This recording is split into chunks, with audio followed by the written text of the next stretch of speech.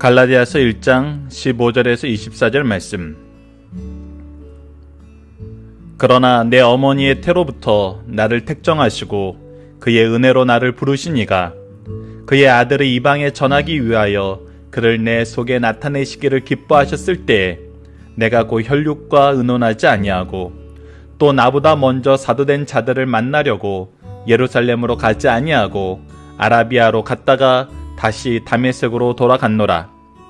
그 후 3년 만에 내가 게바를 방문하려고 예루살렘에 올라가서 그와 함께 15일을 머무는 동안 주의 형제 야고보 외에 다른 사도들을 보지 못하였노라. 보라, 내가 너희에게 쓰는 것은 하나님 앞에서 거짓말이 아니로다. 그 후에 내가 수리아와 길리기아 지방에 이르렀으나 그리스도 안에 있는 유대의 교회들이 나를 얼굴로는 알지 못하고 다만 우리를 박해하던 자가 전에 멸하려던 그 믿음을 지금 전한다함을 듣고 나로 말미암아 하나님께 영광을 돌리니라. 아멘.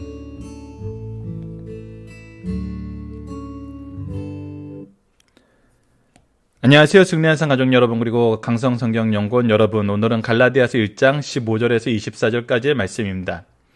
우리가 이번 주에 갈라디아서를 보면서 가장 집중적으로 보는 것은 하나님의 준비하심과 하나님의 계획하심이 어떻게 역사하냐는 겁니다. 그리고 사도 바울의 그 사도성은 바로 하나님의 계획 안에서, 하나님의 역사하심 안에서 증명되고 그것들이 드러나게 되었다는 것을, 서로가 인정하게 되었다는 것을 우리에게 얘기해 줌으로써 사도 바울의 이 사도성과 그리고 하나님의 계획하심과 하나님의 인도하심을 우리로 보게 합니다.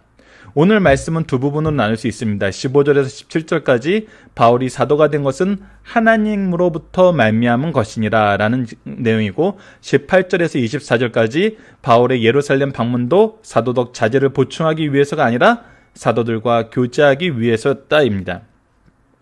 이 특히 두 번째 부분에서 우리가 확인하게 되는 것은 무엇이냐면, 우리가 하나님 중심의, 하나님의 부르심에, 하나님의 뜻에 의해서 일을 할 때는 우리가 서로에 대해서도 하나님의 역사하심을 분명히 확인할 수 있다는 거예요. 무엇을 통해서? 복음의 내용을 통해서. 무엇을 통해서? 복음의 역사를 통해서. 이것은 하나님이 준비하시고 동행하시고 성취하심으로 나타나는 것이기 때문에 이 복음의 효과를 통해서 성령의 역사하심, 진정 하나님이 일하심, 그것을 우리가 서로를 보고 고백하고 나누고 또 같이 영광 돌릴 수 있다는 것입니다. 자, 오늘 본문 말씀을 하나씩 보도록 하겠습니다. 15절입니다. 그러나 어제 말씀을 보면은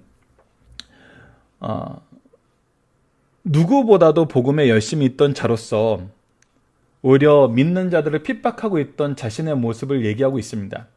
그리고 그것이 자신에게 옳은 것이라고 생각하고 있었어요. 그런데 그런 자신을 하나님께서는 어떻게 하셨냐면, 그러나 내 어머니의 태로부터 나를 택정하시고, 이 말씀은 굉장히 놀랐습니다. 에베소서 말씀과 연결되면은 이것은 무엇으로 확장되는 것을 볼 수 있냐면, 창세 전부터. 우리가 어제도 이 부분을 나눴는데, 사도 바울이 사도로 하나님께서 선택하시고 세우시고 쓰시려고 했던 것은 언제부터 이루어진 거냐면, 바로 하나님께서 그가 태어나기 전부터, 더 엄밀하게 말해선 창세 전부터 계획하시고 준비하셨다는 거예요. 그리고 그 준비하심에 따라서 나를 택하시고 그의 은혜로 나를 부르셨다는 거예요. 은혜로 부르셨다는 건 뭐예요? 우리가 첫날 은혜와 평강이 있을지어다 하면서 이 은혜에 대해서 얘기했죠. 은혜가 아니면은 불가능한 거예요. 나에게 어떤 자격도 없고 나에게 어떤 능력도 없어요. 그러나 하나님께서 은혜로 택하셨어요. 여러분이 은혜에 관한 신학을 우리가 볼 때 예수님의 예표가 되는 구약의 인물로 요셉을 볼 때 분명히 드러납니다. 요셉은 그가 가는 곳에서 형통하게 하셨다 그랬는데, 그 형통한 모습이 노예였고 죄인이었어요. 그는 죄를 짓지 않았는데 노예가 되었고, 그는 죄를 짓지 않았는데 감옥에 갔어요. 그러나 그곳에서 하나님이 형통하게 하셨어요. 형통하게 하셨다는 건 뭐예요? 하나님의 뜻을 이루시겠다고 약속하시고 그것에 대해서 신실하게 이루어 주셨다는 거예요. 그리고 나서 그가 총리가 되고, 그리고 나서 그가 정말 애굽의 주권자가 되고, 그리고 나서 형제들을 만났을 때 창세기 45장 7절로 8절에 무슨 얘기가 나옵니까? 나를 이곳에 보내신 것은 하나님의 계획인데 이 계획은 누구를 위한 계획이다? 여러분들을, 형제들을, 우리 가족들을, 하나님께서 약속하신 이 약속한 그 민족들을 구원하시기 위한 하나님의 계획하심이었다는 거예요. 그래서 누군가를 택하시고 그에게 은혜를 베푸시는 것은 결국은 요셉이 고백한 것처럼 무엇으로 확대되게 하는 거예요? 그의 백성을 구원하시기 위한 하나님의 계획으로 드러나는 거예요. 확대되는 거예요. 계승되는 거예요. 그래서 어떻게 하세요? 바울도 뭐라고 얘기해요? 나를 어머니의 태로부터 택정하시고 그의 은혜로 부르시니가 뭘 하게 하시기 위해서? 그의 아들을 이방에 전하기 위하여, 바로 복음을 전하게 하기 위해서 그를 내 속에 나타나시기를 기뻐하셨을 때 이 일을 통해서 내가 하나님을 발견하게 돼요. 하나님의 계획에 무릎 꿇게 돼요. 하나님의 뜻을 따르게 돼요. 주 뜻대로 행하는 그런 삶을 살게 돼요. 이때 내가 이것을, 이 하나님의 놀라운 계획을, 하나님의 은혜가 분명히 나에게 임했는데 내가 이것에 순종하기보다 혈육과 먼저 상의를 하고 더 나아가서 먼저 사드던 자들에게 이것을 확인하고 이것을 그들에게 인가받기 위해서 가지 않았다는 거예요. 왜? 이것은 하늘로부터 온 하나님의 명령이었기 때문에. 하나님이 명령하신 것에 혈육의 허가나 먼저 사도된 자들의 인가가 필요한 것이 아니라는 거예요. 이 말씀은 굉장히 놀랐습니다. 이것은 아나무인하라는 얘기가 아니에요. 내가 하나님께 계시를 받았으니까 내 마음대로 할래, 그런 게 아니에요. 우리가 하나님으로부터 온 것을 알게 된다면 이것에 순종해야 된다는 거예요. 순종하는 자세는 어떤 자세? 바로 요셉이 창세기 45장 7절로 8절에서 얘기했던 것처럼 이 사역을 담당한 자들은 하나님의 뜻임을 알고 겸손하고 온유한 마음으로, 겸손은 내가 한 것이 아니라 하나님이 한 것이고, 온유한 마음이란 건 내가 권력자와 내가 재판관이 되어서 나가는 것이 아니라 섬기는 자로 나아간다는 거예요. 위로하는 자로 나아간다는 거예요. 이때 형제들은 그 일을 어떻게 받아들이게 됐어요? 순종과 감사함으로. 순종과 감사함으로 하면 이 겸손과 온유함, 순종과 감사가 만나서 무슨 기쁨을 누리게 돼요? 구원의 기쁨을 누리게 됐잖아요. 그 내용이 어디에 있습니까? 바로 23절, 24절에 나타나지 않습니까? 나로 말미암아 하나님께 영광을 돌리는, 바울을 사용하시고 준비하시고 바울을 통해서 역사하시는 그 하나님, 바울을 변화시키는 하나님, 바울을 통해서 놀라운 일을 이행하신 하나님, 그를 통해 하나님께서 바울을 세워서 누구에게 은혜 주시기를 기뻐하심을 알고 감사해요? 바로 나에게 은혜 주시기를 기뻐하심을 알고 감사해요. 그리고 영광 돌려요. 이것이 순종과 감사가 있는 계승자들의 모습입니다. 전하는 자는 겸손과 온유함으로, 받는 자는 순종과 감사함으로.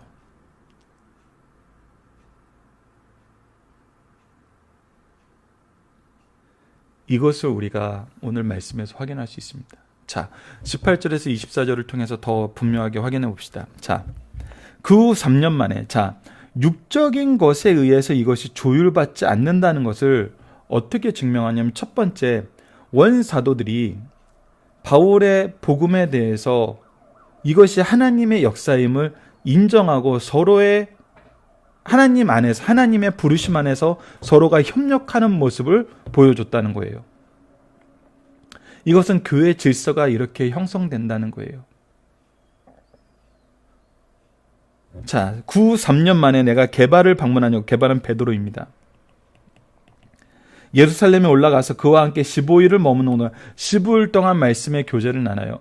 15일 동안 그동안 역사하신 하나님의 역사의 증거들을 나누는 거예요. 복음의 내용들을 나누는 거예요. 복음의 은혜들을 나누는 거예요. 그 하나님의 준비하심에, 또 하나님의 동행하심에, 하나님의 결과를 이끌으심에 이 구속사의 놀라움을 서로 나누는 거예요. 여러분, 가끔 목사님들 만나면 이런 얘기를 합니다. 신대원 3년이 너무 짧더라. 정말 목회를 좀 더 안정적으로 하려면 학부 4년과 신대원 3년, 최소한 7년은 필요한 거 아닐까, 그런 생각을 많이 하게 된다는 얘기들을 많이 하세요. 이건 맞습니다. 우리가 2, 3년 공부한다고 말씀을 정말 능력 있게 전할 수 있는 게 아니에요. 그 토대만 마련될 뿐이거든요. 근데 바울은 15일간의 교제를 했어요. 15일간의 교제는 여러분 참 어떤 느낌이냐면 딱 그거예요. 우리 하루 종일 만나서 한다 그래도 딱 계절학기 하는 거예요. 계절학기. 16번에 16시간 공부하는, 그래서 하루에 막 3시간씩, 3과목 하면 9시간씩 계절학기 때 한 학기 공부를 그냥 몰아서 확 해버리는 거예요. 아마 이 계절학기 경험이 있는 분들은 아실 거예요. 이것이 그렇게 크게 어떤 학문적인, 어떤 이 체계적인 교육을 받기에는 너무나 부족한 시간이란 거예요. 그렇기 때문에 이 15일간 머물렀다는 것은 무엇을 뜻하냐면 뭔가 배우고 가르치는 시간이보다는 서로 교제하는 시간이었다는 거예요. 서로에 대한 하나님의 증거를 확인하고 그것을 인정하고 함께 기도하고 함께 영광 돌리는 시간이었다는 거예요. 더군다나 굉장히 재밌는 건 주의 형제 야고보 외에 다른 사도를 보지 못했는 게, 즉 누구를 본 거냐면 베드로와 야고보를 본 거예요. 여러분들 야고보서를 좀 보시면은, 우리가 이 표현을 저는 그렇게 좋아하진 않습니다. 로마서는, 갈라디아와 로마서는 이신칭의의 복음이고, 자, 야고보서는 이 행위의 복음이다라고 이렇게 얘기를 하는데, 이 두 가지가 다른 것이 아니거든요. 그리스도와 연합이라는 이름 안에서 그리스도와 연합을 얘기하는 거에서 그 두 가지가 다르지 않아요. 근데 이 야고보와도 지금 무엇이, 그래서 많은 학자들이, 또 많은 사람들이 이것을 서로 상반되고 충돌되는 것이라고 보고 있는데, 19절 말씀에서 보면은 야고보 외에 다른 사도를 보지 못했다는 것은 야고보를 봤다는 거예요. 그리고 야고보와 이 복음의 교제를 나눴다는 거예요. 이 복음의 교제를 나누고 그가 지금 갈라디아서 말씀에서 쓰고자 하는 것이 누가 동의한 거라는 거예요? 베드로와 야고보도 동의하고 이것이 참된 복음이라고 인정한 그 내용들이란 거예요. 지금 사도 바울이 전한 복음은 바로 그런 거라는 거예요. 보라, 내가 너희에게 쓰는 것은 하나님 앞에 거짓말이 아니로다. 이것은 거짓말이 아니에요. 이건 역사적으로 증거가 돼요. 그리고 어떻게 했냐면, 그 후에 내가 수리아와 길리기아 지방에 이르렀으나 그리스도 안에 있는 유대 교회들이 나의 얼굴은 알지 못하고 그의 얼굴은 알지 못했어요. 근데 그의 소문 들었어요. 다만 우리를 박해하던 자가 전에 멸하려던 그 믿음, 누구에 대한 믿음? 예수 그리스도에 대한 믿음. 예수 그리스도에 대한 믿음. 다른 믿음이 아니라 예수 그리스도가 하나님이 보내신 메시아이고 우리 죄를 위해서 십자가 달려 돌아가셨다는 거, 우리가 다음 주에 확인하게 되는 3장 13절 말씀, 이 내용으로 지금 복음을 전하고 있다는 걸 보고 정말 하나님의 섭리가 놀랍다는 거예요. 그를 태로부터 택정하신 그 고백을 듣고 정말 바울을 얼마나 꼼꼼하게 준비해 오셨는지, 그리고 그가 잘못된 길로 돌아설 때 하나님께서는 찾아와서 고쳐주시고 인도해 주시고 역사해 주시고 능력 주시고 그 안에서 하나님의 열매를 맺는 통로로 쓰시고, 이 놀라운 역사를 볼 때, 그리고 그랬던 글을 통해 우리가 이 복음의 진리를 접하는 것을 통해 하나님의 오묘하심, 하나님의 정말 놀라우신 구원의 계획을 보고 영광 돌릴 수밖에 없었다는 거예요. 자, 본문 묵상회를 보도록 하겠습니다. 바울은 언제부터 하나님의 은혜로 부르심을 받았다고 고백하나요? 자, 15절. 그러나 내 어머니의 태로부터, 자, 태어나기 전부터 나를 택정하시고 그 은혜로 나를 부르시니가. 에베소서 1장 4절에 어떻게, 곧 창세 전에 그리스도 안에서 우리를 택하사 우리로 사랑 안에서 그 앞에 거룩하고 흠이 없게 하시려고.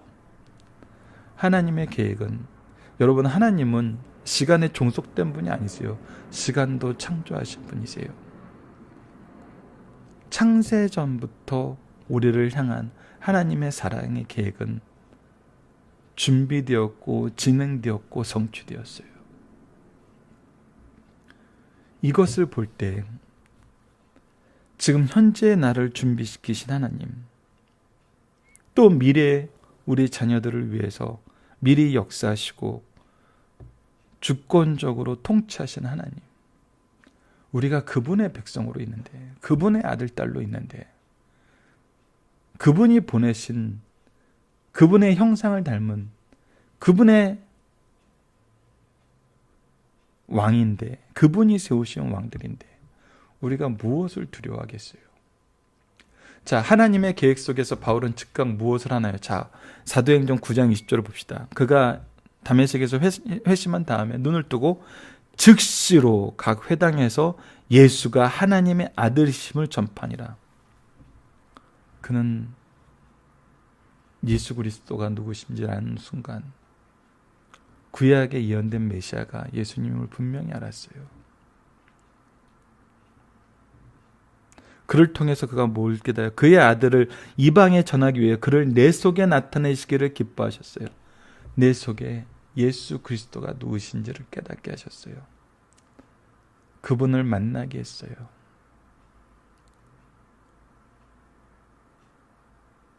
그리고 그것을 가지고 바로 전했어요.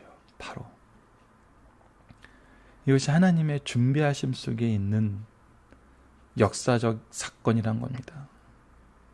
하나님의 준비하심이 없었으면 그가 즉시로 말씀을 전할 수 없었죠.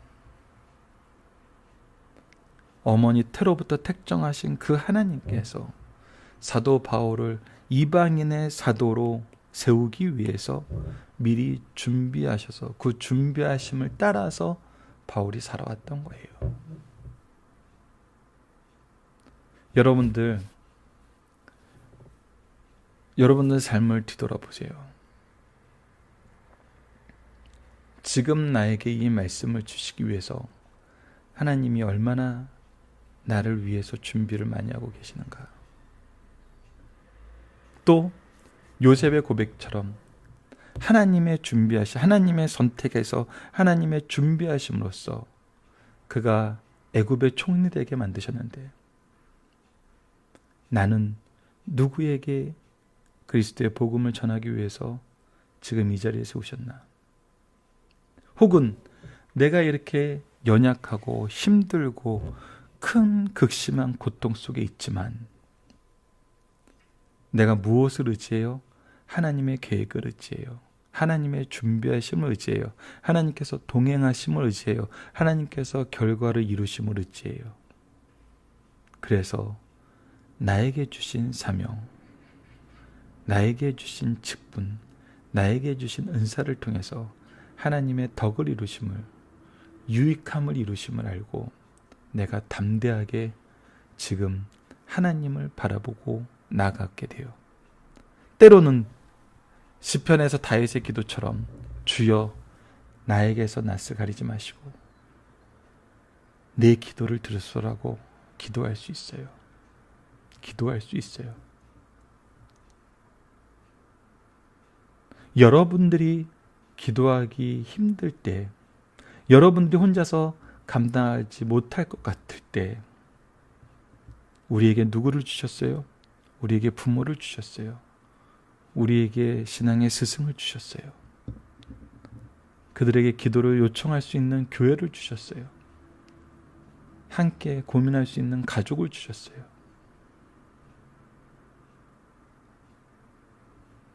우리는 하나님의 준비하심을 정말 너무나 많이 확인할 수 있습니다. 너무나 많이 확인할 수 있어요. 우리가 이렇게 말씀을 나누는 거, 하나님이 준비하심이 없었으면 불가능한 일입니다. 어떻게 이것을 보고도, 이것을 우리가 지금 경험하면서도 하나님이 날 위해 역사하심을 의심할 수 있겠어요? 반드시 승리합니다. 자, 3번. 바울은 왜 자신의 전도의 행적을 설명하고 성도들과 어떠한 교제를 나눔을 전하나요? 예, 그가 하나님으로부터 그리고 그의 복음이 하나님께로 났음을 동역자들에게 확인받음을 설명을 해줘요. 그리고 하나님께 영광을 돌리는 이 선한 교제를 나눔을, 이런 결과가 이루어지면, 이런 결과는 누구를 통해서만 이루어지는 거예요? 하나님의 역사심을 통해서만 이루어져요. 우리가 하나님께 영광 돌린다는 건 여러분, 우리 개인으로서는 할 수 있는 일이 아니에요. 하나님의 역사심 속에서 우리가 경험하게 되는 거예요. 그 영광에 동참하여서 영광 돌리게 되는 거거든요. 하나님이 영광 받으시는 일은 뭐라고요? 요한복음에서도 얘기했다시피 예수 그리스도를 통해서 영생을 얻는 것이라고요. 중심사상입니다. 첫 번째, 하나님께서 바울을 택하시고 부르시고 사도로 세우셨다는 것입니다. 바울이 어떻게 참된 복음 전도자가 되었는지 그 경로를 말해주고 있습니다. 출생하기 전부터 바울을 구별하여 택하셨어요. 바울의 출생 전의 선택은 역사적 소명으로 연결된 하나님의 은혜였어요. 그리고 구체적인 소명을 주셨어요. 하나님이 나에게 그의 아들을 나타내시기를 기뻐하셨다는 거예요. 그렇게 바울은 사도가 되었습니다. 그는 이 사명을 수행하는 일에는 생명까지도 귀한 것으로 여기지 않고 최선을 다했어요. 바울은 하나님께 사도로 세우심을 받을 때 사랑과 의논하지 않고 순종하였어요. 바울은 주께서 자신을 부르시고 하나님의 뜻이 확실하자 즉시 순종하였고 그것을 사람들과 의논하지 않았어요. 이는 그 누구도 구체적으로 명시된 계명사항, 하나님의 명령은 인간의 자유재량 행위나 사랑과 의논하여 결정하는 심사숙고함이 아니라 즉시 무조건 순종해야 함을 말해요. 그래서 우리가 사도행전 말씀에서 즉시로 바로 그가 말씀을 전하고 회당에 들어가서 예수 그리스도가 메시아됨을 전한 걸 우리가 확인했어요. 이제부터 하나님의 사람은 전통 습관이나 여론의 구애에서 벗어난 사람이 되어 오직 주의 뜻만 따르며 순종하게 된다는 사실을 가르쳐 주시는 말씀입니다. 세 번째입니다. 바울 사도의 사도직은 주님께 직접 받고 배웠다는 겁니다. 바울의 사도직 사명은 예루살렘 교회와 관계없이 주님께 직접 받았다는 사실을 소명을 받은 역사적 과정을 통해서 증명합니다. 회심 후 3년 만에 예루살렘에 갔고 체류 기간도 15일이며 만난 사람도 2명뿐이었어요. 또 바울이 수리아와 길리기아 지방에서 복음을 전할 때 예루살렘 교회에서는 소문만 들었지 바울의 얼굴을 보지 못하면서 바울을 그토록 변화시킨 하나님께 영광을 돌렸어요. 그러므로 바울의 사도성은 문제가 없고 그가 전한 복음도 확실하다는 사실을 가르쳐 다른 복음에서 돌이키려는 말씀입니다. 자, 여러분들 살펴보기 정답 카페에서 확인해 주시고요. 특히 살펴보기 정답 참조라고 되어 있는 부분은 꼭 카페를 통해서 확인해 주시길 부탁드립니다. 자, 적용입니다. 하나님의 준비하심 속에서 산다는 것은 무엇을 의미합니까? 하나님의 준비하심 속에서는 우리는 무엇하는 사람이 됩니까? 자, 준비가 철저하다는 것은 여러분들 실수가 적어진다는 걸로 연결돼요. 실패가 적어진다는 걸로 연결이 되죠. 인간 사회에서도 그래요. 그리고 굉장히 효율적이라는 얘기도 되고 굉장히 경제적이라는 얘기도 돼요. 왜냐하면 정말 준비를 잘 된 사람들이 정말 민첩하게 대응할 수 있거든요. 근데 이 준비를 누가 하셨다는 거예요? 우리가 했다는 게 아니라 하나님이 하셨다는 거예요. 누구를 위해? 우리를 위해. 그럼 실수가 있어요?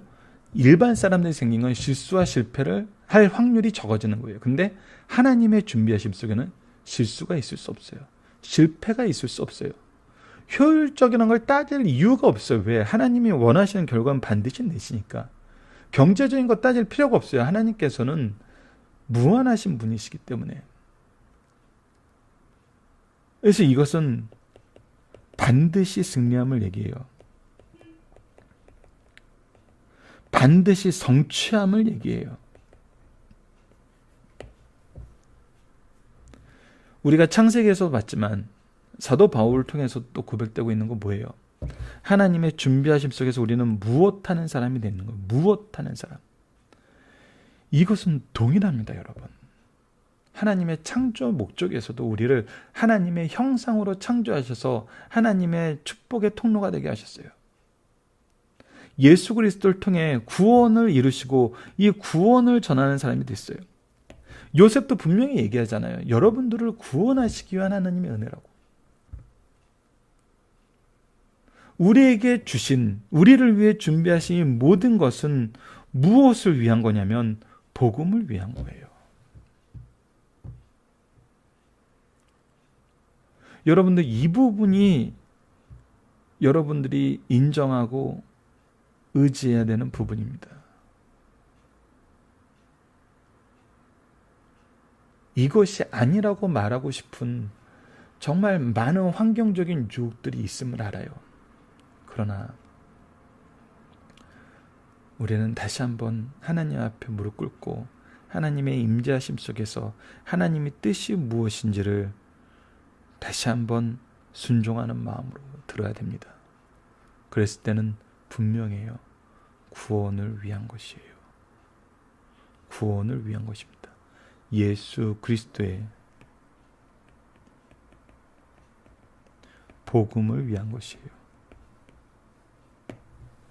우리가 제일 주의해야 되는 것은 예수 그리스도의 복음을 위해서 일해야 되는데 나의 영달을 위해서 예수 그리스도의 복음을 이용하는 사람들이 있다는 거예요. 그들이 바로 유혹하는 자들이고 교란하는 자들이란 거예요. 그래서 그들이 복음을 얘기한다 그러는데 결국 무엇을 찾아요? 자기 배를 불리는 걸 찾아요. 자기 마음이 흡족한 걸 찾아요. 자기가 드러나는 일을 찾아요. 여러분들 이것을 우리가 주의해야 됩니다. 그리고 구분할 수 있어야 돼요. 우리를 향하신 하나님의 계획을 우리는 어떻게 확인하고 경험하나요? 예, 우리를 통해서. 복음이 전파되죠. 근데 복음이 전파됐을 때 나타나는 동일한 특징. 하나님께 영광 돌림.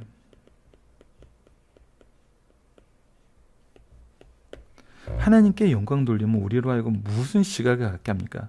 하나님의 준비하심이, 나를 위한 하나님의 준비하심이 뭔지 알게 돼요. 나와 함께하는 하나님의 동행하심이 무엇인지 알게 돼요. 그리고 마지막으로 나를 통해 이루시고자 하신 하나님의 계획이 무엇인지 알게 돼요. 그래서 우리가 하나님의 은혜를 받았던 자로서 하나님의 은혜를 전하는 축복의 통로가 되는 것을 경험하게 됩니다. 그리고 내 주위에 있는 사람들이 이러한 사람들이 생겨요. 이러한 사람들이 생겨요.